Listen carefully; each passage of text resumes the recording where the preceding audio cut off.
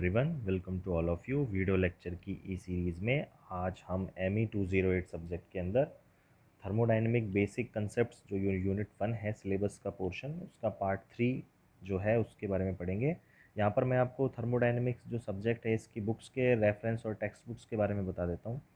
देखिए, आपको अगर आप हिंदी बुक पढ़ना चाहते हैं इस सब्जेक्ट की तो तापीय अभियांत्रिकी के नाम से वर्मा एंड कुलेच्छा नाम के राइटर हैं, उनकी बुक्स आप फॉलो करें जो कि आपके कॉलेज की लाइब्रेरी में अवेलेबल है।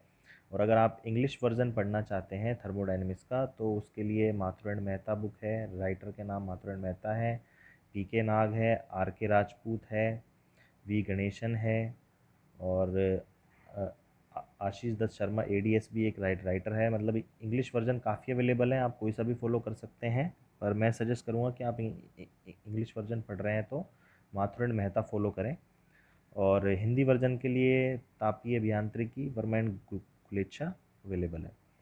तो देखिए, आज का जो हमारा टॉपिक है वो है थर्मोडायनेमिक साइकिल।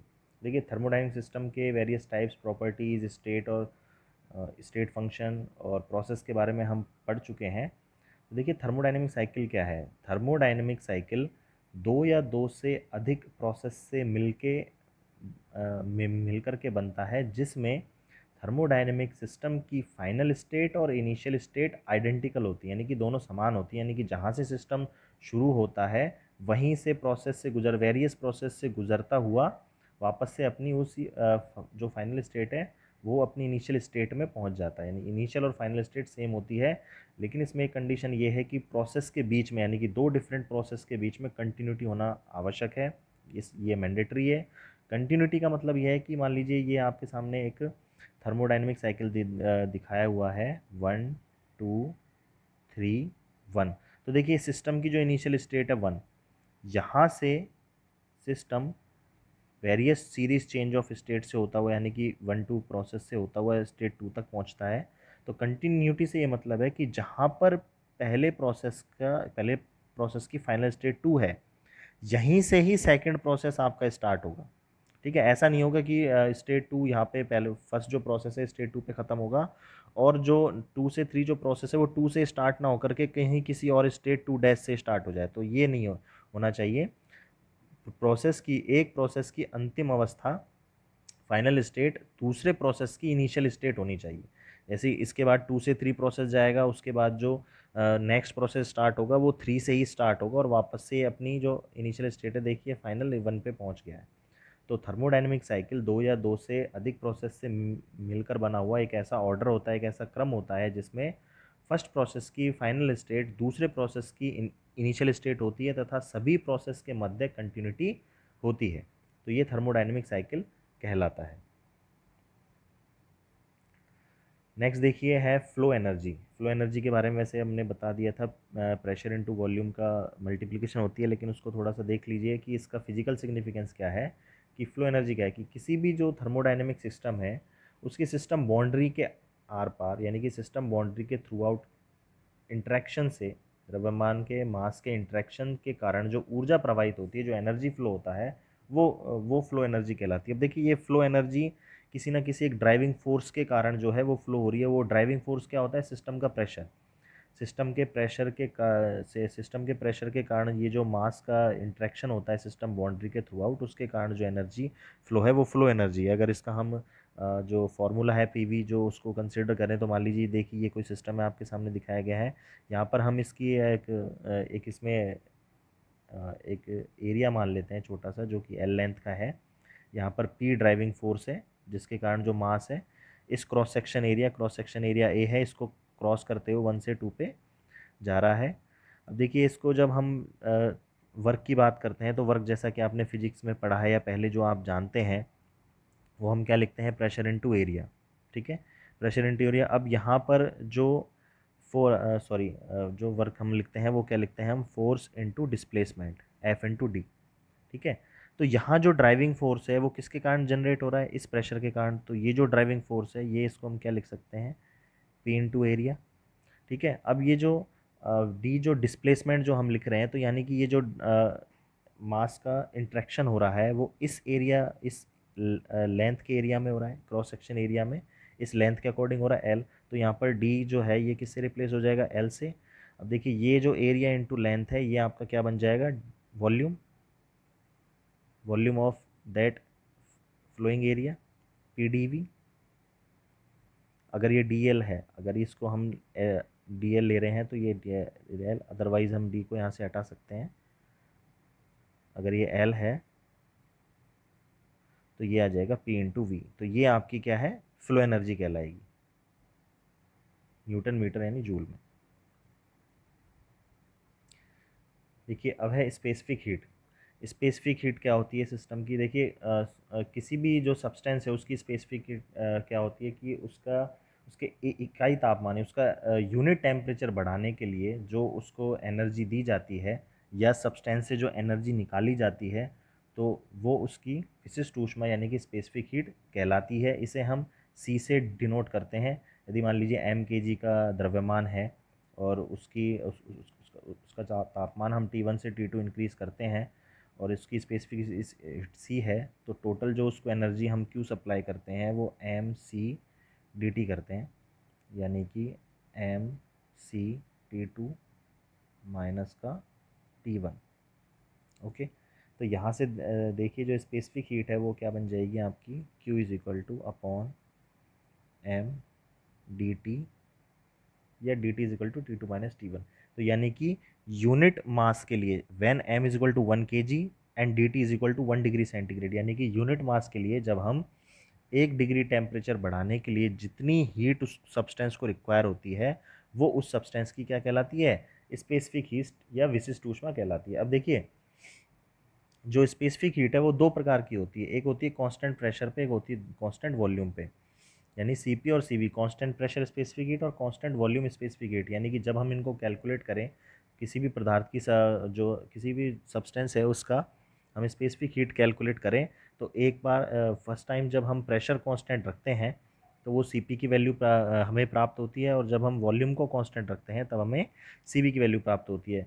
आइडल जो हम गैस ज़्यादातर आइडल हम एयर जो लेते हैं सब्सटेंस काम में वेरियस एप्लीकेशंस में, तो एयर के लिए जो इनकी वैल्यू है वो 1.005 किलो जूल पर केजी केल्विन कैलकुलेट होकर आती है, और सीवी की वैल्यू जो एयर के लिए है वो 0.718 किलो जूल पर केजी केल्विन कैलकुलेट होकर आती है। ये दोनों वैल्यू आपको याद रखनी है, ये न्यूमेरिकल्स में ज़्यादातर काम आती है। अब देखिए एक स्पेसिफिक हीट रेशो होता है गामा, जो कि C P upon C V का रेशो होता है, यानी कि स्पेसिफिक हीट रेशो जो है गामा, इसे हम इंडेक्स ऑफ एक्सपेंशन भी बोलते हैं। गामा जो है इंडेक्स ऑफ एक्सपेंशन भी बोलते हैं, आगे इसको हम और पढ़ेंगे। अभी इसकी वैल्यू जब आप एयर के लिए कैलकुलेट करते हैं, देखिए जब डिवाइड करेंगे 1.005 डिवाइड बाई 0.17 तो गामा है जो आपको 1.4 कैलकुलेट होके आएगा एयर के लिए, क्योंकि एयर के लिए हम वैल्यूज़ की बात कर रहे हैं सी पी और सी वी की। किसी भी गैस के लिए अगर आपको गामा कैलकुलेट करना है तो उसके सी पी और सी वी की वैल्यू आपको पता होनी चाहिए, तो आप स्पेसिफिक हीट रेशो कैलकुलेट कर सकते हैं। देखिए यहाँ पर दो न्यूमेरिकल्स हैं छोटे छोटे, ये हमने आप प्रैक्टिस के लिए, ये जो स्पेसिफिक हीट के लिए, जैसे मान लीजिए यहाँ पे आपके सामने एक एग्जांपल है, वायु की 2 kg मात्रा को 15 डिग्री सेंटीग्रेड से 75 डिग्री सेंटीग्रेड तक गर्म किया जाता है। तो वायु के लिए Cp और Cv का मान स्थिर मानते हुए प्रदान की जाने वाली ऊष्मा का मान निम्न अवस्थाओं में ज्ञात कीजिए। पहला केस है स्थिर दाब पर, दूसरा है स्थिर आयतन पर। तो अब देखिए इसको सॉल्व कैसे करेंगे। मान लीजिए डेल्टा क्यू हम जानते हैं, कांस्टेंट प्रेशर स्पेसिफिक हीट के लिए क्या हो जाएगा, m C P D T. तो डेल्टा क्यू की वैल्यू एम आपके पास कितना दिया हुआ है 2 kg। सी पी की वैल्यू चूंकि इसने बोला है एयर है, तो एयर के लिए सी पी की वैल्यू याद होनी चाहिए, वो क्या होती है 1.005 किलो जूल पर केजी केल्विन। और डी टी यानी टेम्परेचर डिफरेंस, एयर को 15 डिग्री से 75 डिग्री तक गर्म किया जा रहा है। तो देखिए 75 माइनस का 15, तो जब हम इसको कैलकुलेट करते हैं मल्टीप्लाई करते हैं तो ये आ जाएगा 120.6 किलो जूल। यूनिट का ध्यान रखिए, ये किलो जूल में आएगी यूनिट, क्योंकि यहाँ पर जो सी पी है वो किलो जूल में है, 1.005 किलो जूल पर केजी केल्विन। तो यूनिट बैलेंस इसका देखिए, केजी से केजी कैंसिल आउट हो जाएगा, और ये केल्विन से केल्विन। यहाँ पर ध्यान देने वाली बात यह है कि आप हमेशा टेम्परेचर को केल्विन में ही लेके चलें, क्योंकि जो एब्सोल्यूट जो टेम्परेचर उसकी एसआई में यूनिट है वो केल्विन ही है। देखिए यहाँ पर मैंने केल्विन में क्यों नहीं लिया, मैंने 75 माइनस 15 इसलिए किया है क्योंकि 75 में आप 273 ऐड करेंगे, फिर 15 में 273 ऐड करेंगे, तो जो रिज़ल्ट जो है वो आपको 50 ही मिलेगा, तो उससे कोई फ़र्क नहीं पड़ेगा माइनस में। लेकिन अगर यही आइडल गैस इक्वेशन होती P V equal to m R T, और वहाँ पर आपको अगर टेम्परेचर की वैल्यू पुट करनी पड़ जाती, तो वो आप हमेशा केल्विन में लेंगे। डिग्री सेंटीग्रेड को केल्विन में कैसे चेंज करते हैं, 0 degree centigrade is equal to 273 Kelvin. ठीक है, वैसे ये 273.5 केल्विन होता है। दोबारा से देखिए, 0 degree centigrade is equal to 273.15 Kelvin. ठीक है, यानी कि तो 15 डिग्री का मतलब क्या हो जाएगा, 15 प्लस 273.15, तो टोटल कितना हो गया ये 288.15 केल्विन। और प्लस 75 आप करोगे तो इसमें 75 ऐड करने पे ये आपको मिलेगा 350 358.15 केल्विन। तो 358 माइनस 278, तो ये आपको 50 ही जो डिफरेंस है वो सेम आएगा। देखिए इसका जो दूसरा पार्ट है इस न्यूमेरिकल का, उसमें देखिए कांस्टेंट वॉल्यूम पे पूछा है, तो कांस्टेंट वॉल्यूम के लिए delta Q is equal to m C V T2 minus T1 is equal to, तो यहाँ पे देखिए आप m की वैल्यू पुट करेंगे 2, CV की वैल्यू पुट करेंगे एयर के लिए 0.718, और T2 माइनस T1 75 माइनस 15, तो ये कैलकुलेट होकर आपके पास आ जाएगा 86.172 किलो जूल पर केजी।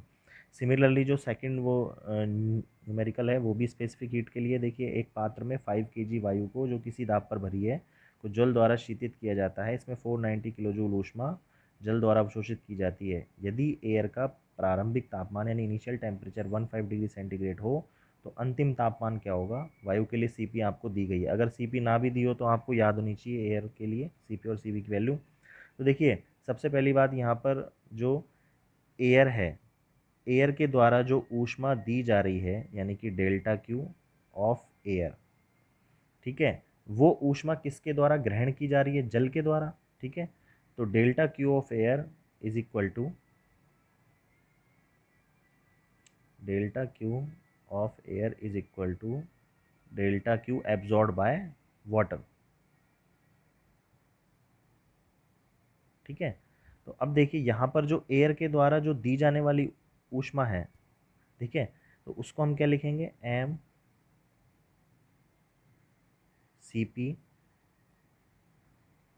T2 माइनस T1, और वाटर के द्वारा जो ग्रहण की जाने वाली ऊष्मा है उसमें दिया हुआ है, इसमें 490 किलो जूल ऊष्मा जल द्वारा अवशोषित की जाती है, यानी कि इस ऊर्जा का मान हमें दिया हुआ है कितना है, 490 किलो जूल। ठीक है, किलो जूल को रहने दीजिए चाहे, 490 किलो जूल। ठीक है, ये हमारी इक्वेशन। अब देखिए इसमें पूछा क्या है, अंतिम तापमान यानी कि T2 आपको फाइंड करना है। अब देखिए यहाँ पर जो है हम एक नेगेटिव साइन अप्लाई किया हुआ है, ये नेगेटिव साइन क्या शो करता है, देखिए नेगेटिव साइन का मतलब है कि ये साइन कन्वेंशन होता है, ये मैं अभी आपको आगे बताऊंगा जब मैं हीट और वर्क के बारे में आपको पढ़ाऊंगा, कि किसी भी सिस्टम को अगर हीट दी जाती है, मान लीजिए ये आपका सिस्टम है और आप इसको अगर हीट दे रहे हैं डेल्टा क्यू, तो ये पॉजिटिव आएगी। ठीक है, और अगर सिस्टम से हीट बाहर जाती है यानी कि सिस्टम से सराउंडिंग को जाती है, तो ये हमारी डेल्टा क्यू है ये नेगेटिव आती है। तो यहाँ पर देखिए एयर जो है, यहाँ पर एयर से हीट वाटर को दी जा रही है, यानी कि एयर अगर को हम सब्सटेंस माने तो एयर के लिए क्या है, वो हीट रिजेक्ट कर रही है, तो इसलिए एयर की जो क्वांटिटी ऑफ हीट है उसके आगे माइनस साइन पुट होगा। ठीक है, जब यहाँ से जब आप इसको कैलकुलेट करेंगे तो आपके पास जो T2 है वो कितना आएगा, यहाँ पे ये कैलकुलेट करने के बाद 52.5 डिग्री सेंटीग्रेड। अब देखिए यहाँ पर जो T2 माइनस T1 है इसको आप डिग्री सेंटीग्रेड में लेके चल रहे हो, तो आंसर भी आपका डिग्री सेंटीग्रेड में ही आएगा। और अगर आप इसको केल्विन में लेके चलोगे T2 और T1 को, तो आंसर आपका केल्विन में आएगा। तो इस चीज़ को आप याद ध्यान रखिए, यूनिट बैलेंस जो है उसका आपको हमेशा ध्यान रखना है। तो इस तरह से ये आपका आज का पोर्शन था, तो आज के लिए सिर्फ इतना ही। बाकी अब नेक्स्ट लेक्चर में हम जो थर्मोडायनेमिक का जो बिल्कुल बहुत बेसिक जो बेस है हीट एंड वर्क उसके बारे में पढ़ेंगे, तो नेक्स्ट लेक्चर को आप जरूर अटेंड कीजिए। आज के लेक्चर का जो मैंने ज़्यादातर जो पोर्शन है, ज़्यादा मतलब सारा का सारा जो पोर्शन है आपकी जो तापीय इंजीनियरिंग या तापीय अभियांत्रिकी बुक वर्मा एंड गुलेच्छा से ही लिया है। तो अगर आप हिंदी की बुक फॉलो करते हैं तो इसी वर्मा एंड गुलेच्छा बुक को फॉलो करें।